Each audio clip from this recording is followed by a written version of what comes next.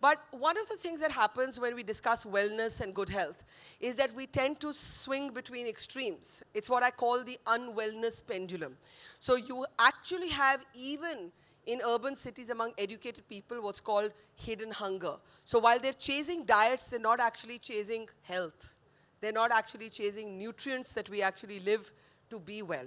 To find this middle space between being healthy but not being obsessed by somebody else's idea of our body, I want to bring on stage our next panelist. Please put your hands together for Upasana Kamineni. She's an Indian entrepreneur, vice chairperson of Apollo Life, and the editor-in-chief of Be Positive magazine. Upasana, let's put your hands together for Upasana. Wonderful. She's come all the way from Hyderabad, so I want Mumbai to give her a warmer welcome than this. Okay.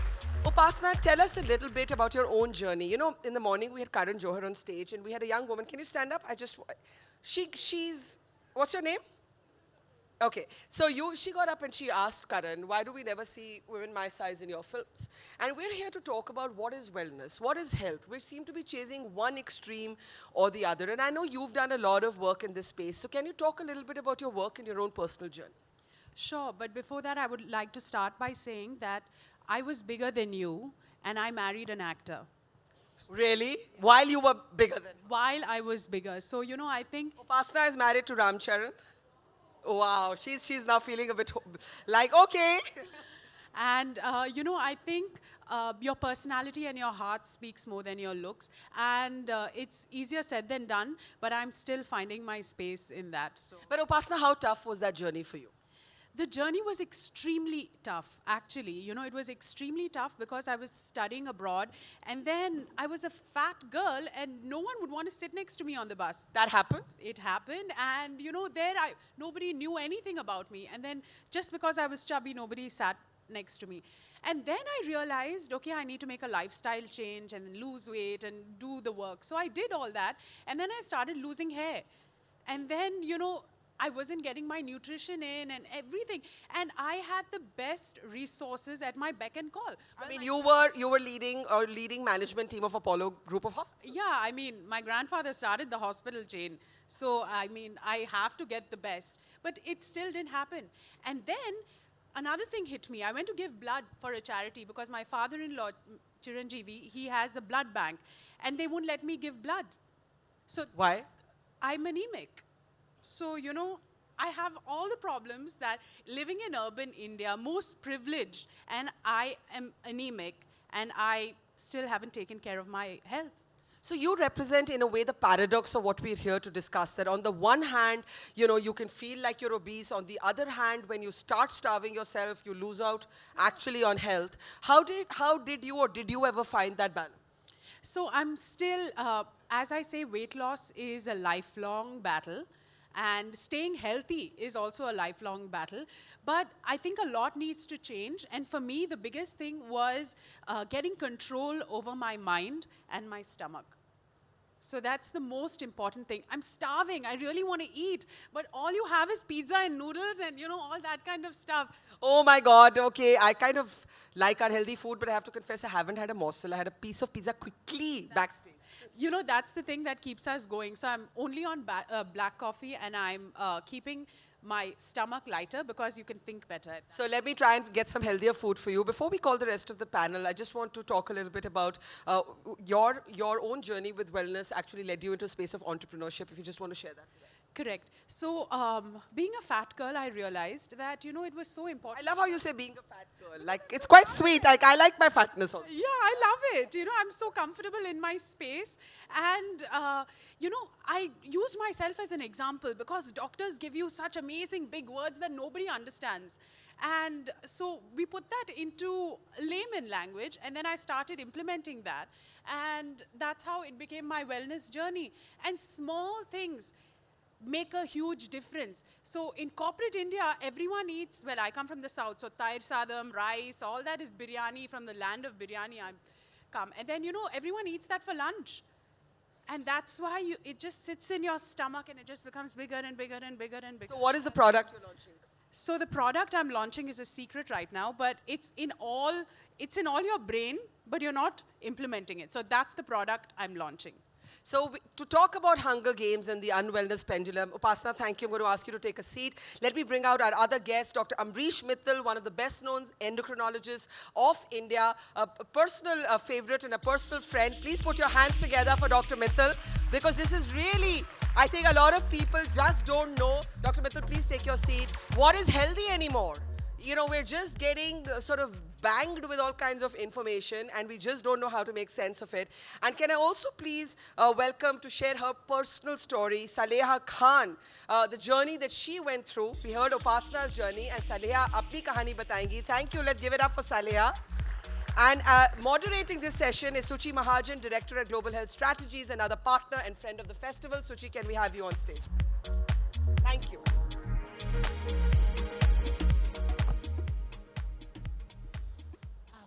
So, hello everyone, and thank you so much for staying for this session.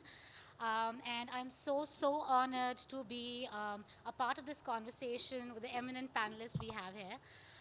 So, before I start this conversation, I want to share some number and statistics with you. 1 out of every 3 Indian is anemic.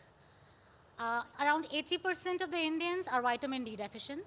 And according to the World Obesity Federation, around 28 million children in India would be obese by the year 2030, which means India will be ranked number 2 in terms of the highest number of obese children in the world. These are not mere numbers. This actually tells us like the paradox which we are facing currently. We have 38% of children who are stunted. At the same time, we have children who are obese, who are pre-diabetic, and are predisposed to the high risk of falling into diabetes and other NCDs. So with that as a background, I really want to start this conversation with you, Dr. Mithal. What is this nutrition paradox is what we are facing today? Why have we actually reached this situation? What crept in that, we have 2 extremes of the pendulum swinging here and there? Hi, good afternoon. We'll first talk by describing why is obesity increasing so much in India. And obesity now is the mother of all diseases, we say, in chronic care. So obesity and diabetes and polycystic ovarian disease, infertility, they run in parallel. So from the data, say, 4 decades ago to now, it's gone up more than double, probably 3 or 4 times if you look at the ICMR data. So we used to see diabetes prevalence at 5%, 4 or 5% in the general population.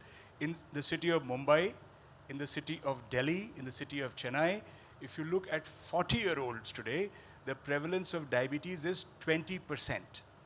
20% of people who are at 40 have diabetes, and if you go to 60, it is almost 40%. So it is quite crazy, these numbers. In fact, as I say, there should be more research done to figure out why some people don't get diabetes. Okay. So the issue is, why is this happening? It is in direct sort of parallel rise. The rise is in parallel with the rise in obesity. And obesity in India doesn't necessarily mean those huge hulks you see in the West. It also means that we accumulate the wrong kind of fat at the wrong place. We have a tendency to accumulate fat around the belly. All of you are, I'm sure, struggling with that in some way or the other. Our fat tends to come around the belly, which is the bad fat, which produces all the bad chemicals, the toxins, and therefore at a lower body weight, we tend to get diabetes, heart disease, hypertension, which a Westerner, a Western Caucasian would not get till a much higher body weight was achieved. So there is a dramatic change. The other change that has happened is the age. We have a lot of young people here and women here, and quite clearly it is happening at a much earlier age. When I was studying endocrinology at the All India Institute, I don't know, a millennium, whenever, 35 years ago, we really never saw a 20-year-old, 15-year-old come with diabetes of the adult type. And now, not a day goes when I don't see a teenager or 18, 19, 20-year-old who's got diabetes already. So it's increased. So now we also have another burden attached to that, is that these girls are getting diabetes at 18, 19, 20. So they have to go through their pregnancies. They have to go through their whole lifespan dealing with diabetes throughout. So there's a huge rise. So I'm just presenting one part of the story first, and that is obviously linked to changes in our lifestyle, which is a very broad term. It is linked to changes in our diet. There is a propensity to eat and the easy availability of energy-dense food, which is high in simple, refined carbs and saturated fat and trans fats. So when we have a deadly combo of this, which has become the mainstream, which is mainstay of diet for many urban people, and is also happening in the rural areas, sodas, as you call these cold drinks. I mean, one cold drink a day will ruin your diet plan for a week, So I think those things have really changed. Our physical activity has gone down as we urbanize. One good example is people who drive our cars, the Uber drivers, anybody, just check where they come from, when they come, and check them 3 years later when they've lived 3 years in Bombay or Delhi, and see what is their body weight, where is their paunch, and where are their numbers. So there is a distinct lifestyle thing. Just one point I'll add before I give it back to you, is that among the dietary things we spoke about, there are two very important points. Indian diets were always carbohydrate rich. So don't think that this is a new thing. It's about the type of carbohydrate. We have maida-based carbohydrates, like really refined sugar in everything. All our desserts are staple. Rice and wheat has become so white and so refined and so fine that we tend to put on weight and develop diabetes. And the other thing is, we do not have enough protein in our diets. There is no question about that. People may argue endlessly. It is very difficult for us to get the kind of muscle mass that Western Caucasians have, simply because our protein intakes are not good enough. You see children of NRIs growing up there, and they are much bigger and heftier, simply because they have better protein intakes. So these are the two important points that I wanted to make. So I'll come back to the food, changing food habits, Dr. Mithal, to you. But before that, I want to ask you, Upasana, there was a recent study by India Span, and they said that in the last few years, the number of women who have fallen into the cycle of obesity and overweight it's almost doubled the number. Young adolescent girls are becoming overweight and obese. Why do you think women have a disproportionate burden, a more disproportionate burden of this whole issue? Is it because of the societal norms, the patriarchal society, women do it, the last, the least, they don't take care of their health, what are they eating? What do you think is the real reason for that, and how can they tackle it? Well, I just want to put everything in one line. The woman takes care of everyone else around her except herself. So that is the underlying thing, and that's, a beauty of our culture, is that, me as a woman, I'm still managing what my husband eats, what they're cooking at home and everything, but today I'm not taking care of what I need to eat right now, So that, I think, is a change that women need to make in their heads. First, take care of yourself. So my husband says, when you're sitting in the airplane, it says, in case of emergency, the oxygen mask falls down. First, put one on yourself and then on the others. So once the woman takes care of herself, then it becomes much easier for her to take care of everyone else around her. Because I saw this in my big fat Greek wedding. Obviously, I love movies. That the woman is the neck, the man is the head. She can turn the head wherever she wants. So, if she is healthy, the whole household is healthy. And we've seen that in families where the woman is healthy, they spend much less on healthcare. So your healthcare costs also come down drastically. So, but there's a so we all know the solution. We have to eat healthy, this, that, and everything. But, there are noodles outside. I'm dying to eat it. But it's not telling you what vitamins you're getting. It's not telling you what minerals you're getting. It's only telling you the calories, the fat, and the protein. And, that's the only information that you're getting through it. So I think once we make the change, we are part of the change, and we know the change, then, it'll slowly happen. Now, that speed depends on your mindset. That I completely believe, because that speed for me happened very quickly. Perfect. I think I'll come back to the same thing as you mentioned. I think the Indian food patterns are changing, right? We Correct. look for quick fixes, and then there's whole spurge of fad diets and the quinoas and whatnot. And as Indians, I think we have a limited food basket, and we do have our cultural norms also. There's some people just eat vegetarian food, and then they say that, non-vegetarians will get all the vitamins and the B12s, and the vegetarian diets do not have that. For a common person who does not know a lot about the science and, whether the vegetable I'm eating, does it have vitamin B12 or does it have iron in it, how does a common man decide what to eat, how much to eat, what is good for me, and what actually a healthy diet entails? So this is one question I want to ask both of you.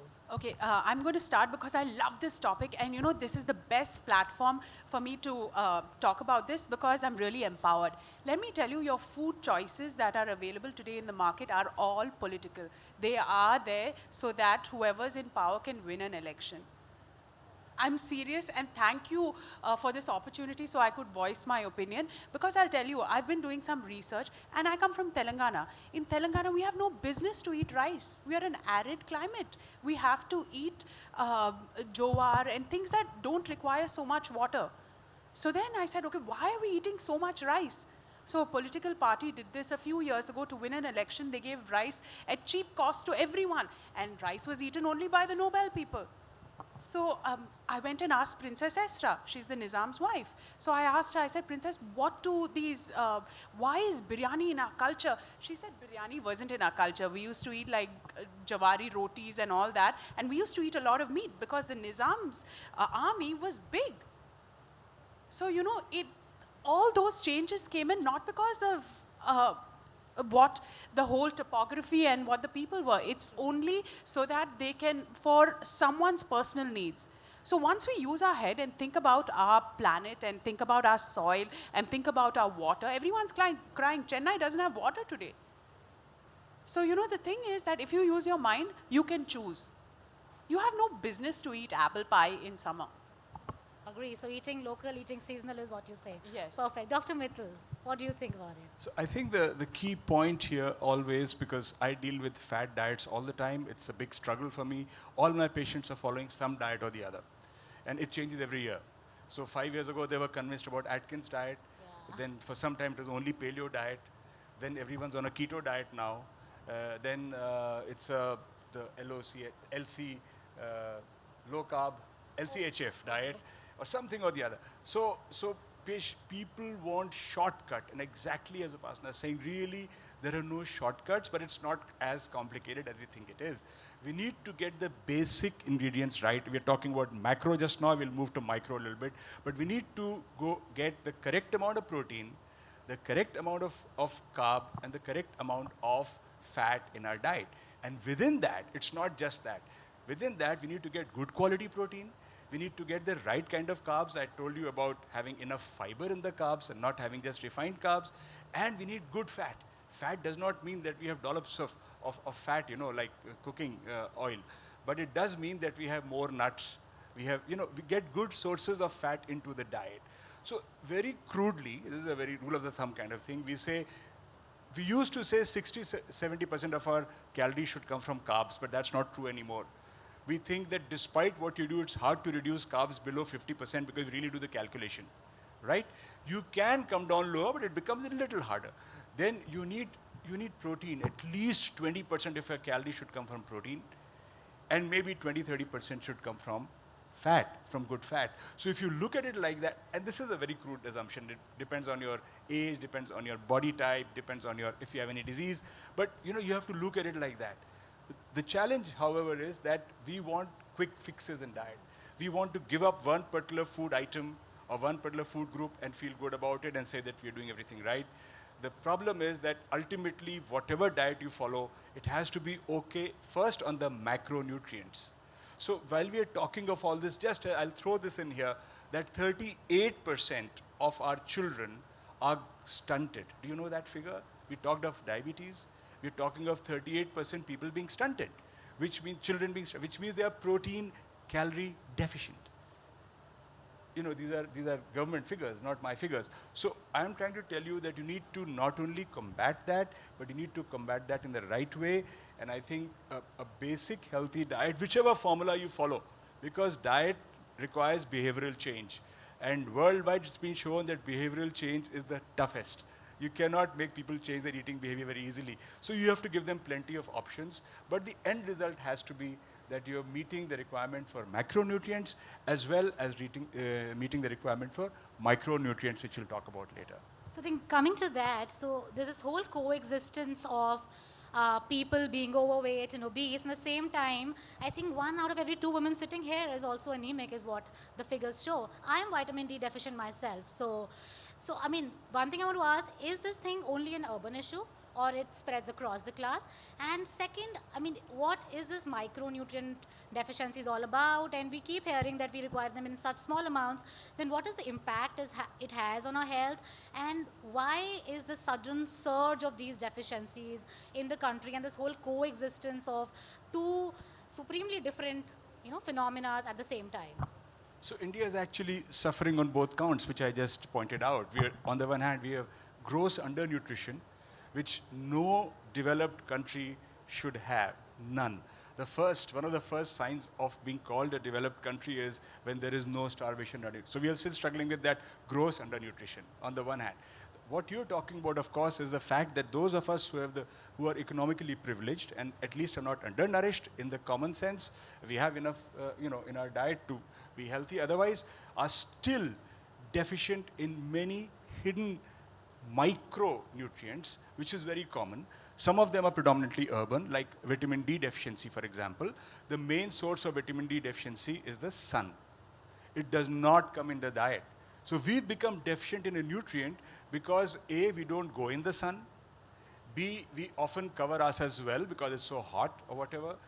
And these days, we apply sunscreen lotions, which again doesn't allow vitamin D to be synthesized.